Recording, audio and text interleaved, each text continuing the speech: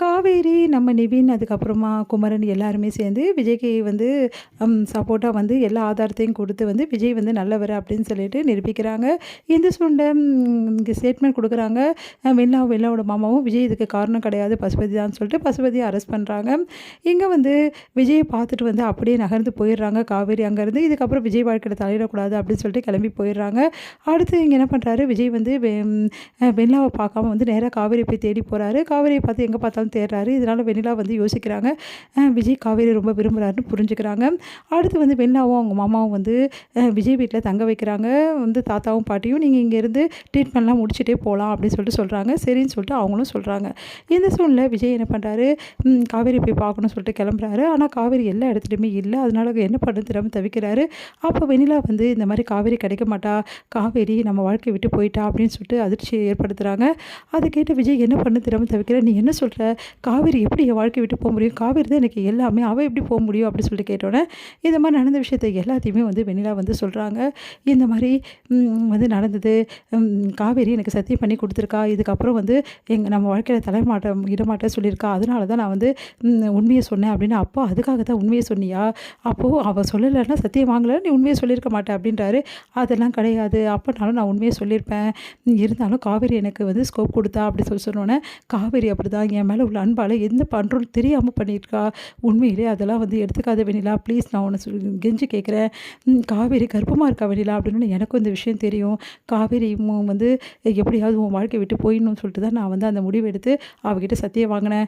ஆனால் அப்புறம் தான் காவேரி சொன்னான் இந்த மாதிரி வந்து நான் கர்ப்பமாக இருக்கேன்னு சொன்னேன்னே நான் அலறி போயிட்டேன், ரொம்ப வந்து பயந்து போயிட்டேன். குழந்தை வந்து மேலே வந்து சொன்னா இந்த மாதிரி சத்தியம் பண்ணுறேன், குழந்தை சாட்சியான்னு சொல்லிட்டு சொன்னால் அதை கேட்டு எனக்கே அதிர்ச்சி ஆகிடுச்சு. அப்போ தான் தெரிஞ்சது நீயும் காவேரி வந்து பொய்யா வாழல, உண்மையாக வாழ்ந்திருக்கீங்கன்னு சொல்லிட்டு. அம்மா வெண்ணிலா எல்லாரும் நினச்சிட்ருக்காங்க நாங்கள் 2 பேரும் வந்து அக்ரிமெண்ட் போட்டு நடித்தோன்னு சொல்லிட்டு. ஆனால் கிடையவே கிடையாது. ஆரம்பத்தில் நாங்கள் 2 பேரும் நடித்தோம் தான். அதுக்கப்புறம் எங்கள் 2 பேருக்குமே ஒருத்தருக்கு ஒருத்தர் ஒரு புரிதல் வந்துடுச்சு. அதுக்கப்புறம் நாங்கள் புருஷன் பொண்டாட்டியாக வாழ ஆரம்பிச்சிட்டோம். எங்கள் வாழ்க்கையை ரொம்ப சந்தோஷமாக வாழ்ந்தோம். ஒவ்வொரு நாளும் அவ்வளோ சந்தோஷமாக இருந்தோம் நாங்கள். ஆனால் யாருமே அதை புரிஞ்சுக்கல. எல்லோரும் நான் அக்ரிமெண்ட் பிரகாரம் தான் வாழ்கிறோன்னு சொல்லிட்டு நினச்சாங்க. இப்போ உனக்கு புரியுதுலன்னு எனக்கு புரியுது விஜய் அப்படின்றாங்க. இங்கே பாரு வெண்ணிலா, நான் உன்னை வேணும்னு ஏமாத்தலை, சந்தர்ப்ப சூழ்நிலை நீ இல்லைன்னு இந்த உலகத்தில் நினச்சிட்டேன். அதுக்கப்புறம் நான் காவேரி விரும்ப ஆரம்பிச்சிட்டேன். இப்போ என் வாழ்க்கையிலையும் சரி என் மனசுலையும் சரி காவேரிக்கு மட்டும்தான் இடம் இருக்குது.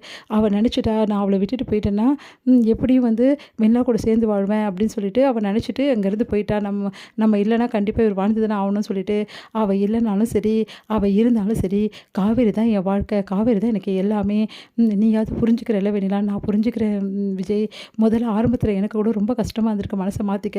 ஆனால் இப்போ சொல்கிறேன், காவேரி தான் உனக்கு ஏற்ற ஒய்ஃபு, நீ குழந்தையோட சந்தோஷமாக வாழணும் அப்படின்னு சொல்கிறாங்க. அது கேட்டு சந்தோஷம் தாங்க முடியல. வெண்ணிலா நிச்சயமாவா, ஆமாம் அப்படின்றாங்க.